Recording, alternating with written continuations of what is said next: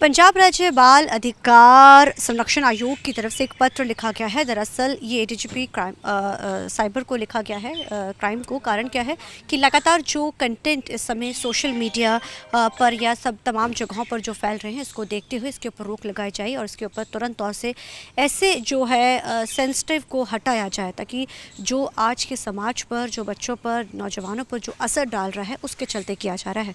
दरअसल पंडित राव जो यूनिवर्सिटी के एक प्रोफेसर हैं, अक्सर पंजाबी के लिए भी वो कई तरीके के जो बोर्ड लेकर घूमते रहते थे और उन्होंने शिकायत दर्ज करी। उनकी शिकायत के बाद तुरंत जो है एक्शन लिया गया।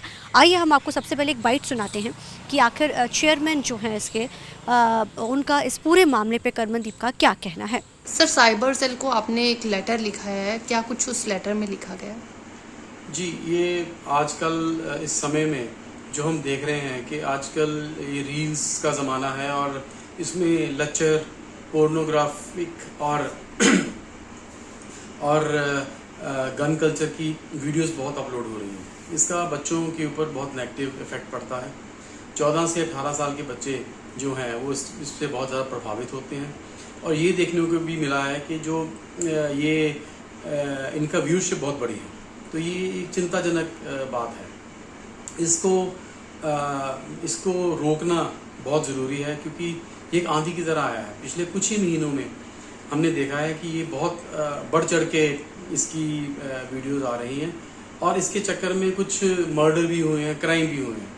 ये बहुत चिंता का विषय है और हमें इसकी रिगार्डिंग कंप्लेंट्स भी आ रही थी। उस पर संज्ञान लेते हुए कमीशन ने एडीजीपी साइबर क्राइम इनको पत्र लिखा है। उस पत्र में उनको ये कहा गया है कि ये जो कंटेंट जो डालते हैं सोशल मीडिया पे, इनको रोका जाए। उसके लिए 4 पॉइंट्स बनाए गए हैं। पहला पॉइंट है कि जितने भी ये कंटेंट्स हैं जिसमें लचरता है, डबल मीनिंग है, गन कल्चर है, ड्रग्स के ऊपर है, ये सबको रोका जाए, इनको बंद किया जाए। और दूसरी में हमने ये लिखा है कि क्योंकि एक सेल बनना चाहिए उन्हीं के ऑफिस में, उन्हीं के जो हेडक्वार्टर है, जो कि इसको मॉनिटर करे और कॉन्टिन्यूस मॉनिटर करे। क्योंकि अगर एक बार आज हमने इसको रोक लिया तो इसकी कोई गारंटी नहीं है कि आगे भी ये रुका ही रहेगा। आगे भी क्राइम ये लोग डालते रहेंगे और हमें उस तरीके से कॉन्टिन्यूस एक एफर्ट करना है। तीसरे में कहा गया है कि अगर मान लीजिए इंडिया से नहीं, कहीं बाहर से ये लिंक लोग डाल रहे हैं, इंटरनेशनल, कहीं यूरोप से, अमेरिका से या कहीं और से, तो उनके जो लिंक्स हैं उनको ब्लॉक किया जाए। और ताकि जो लोग ये चालाकी कर लेते हैं कि हम इंडिया से नहीं बाहर से डाल लेंगे तो कैसे रोका जाएगा, तो उनको भी रोकना चाहिए।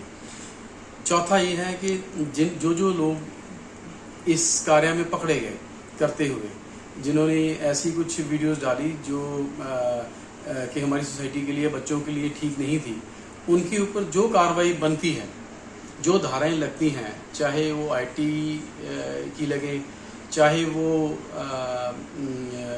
पॉक्सो की लगे या फिर बीएनएस की लगे, जो भी बनती धाराएं हैं वो लग के उनके ऊपर एफआईआर की जाए और उनको अरेस्ट किया जाए। तो आपने सुना कि किस तरीके से उन्होंने कहा कि ये मामले को लेकर उन्होंने कहा कि बड़ा सेंसिटिव मसला है। पिछले कई दिनों से यूट्यूबर्स, इन्फ्लुएंसर्स का जो मामला है वो गर्माता जा रहा है। जिस तरीके के साथ कंटेंट इस समय यूट्यूब, इंस्टाग्राम या तमाम चीज़ों के ऊपर जो देखने को मिल रहा है, उसको जो कि आपत्तिजनक है या फिर इस तरीके के साथ की भड़काऊ है या जो बच्चों के दिमाग पर इस तरीके का असर डाल रहा है, तो उस कंटेंट को हटाना चाहिए। जिसके चलते हुए ये नोटिफिकेशन जो है जारी कर देकर, आप नोटिफिकेशन की कॉपी भी इस समय देख रहे होंगे कि किस तरीके से इसमें मेन चीज़ है कि जो भी इस तरीके का कंटेंट दिखाएगा उसको हटाया जाना चाहिए।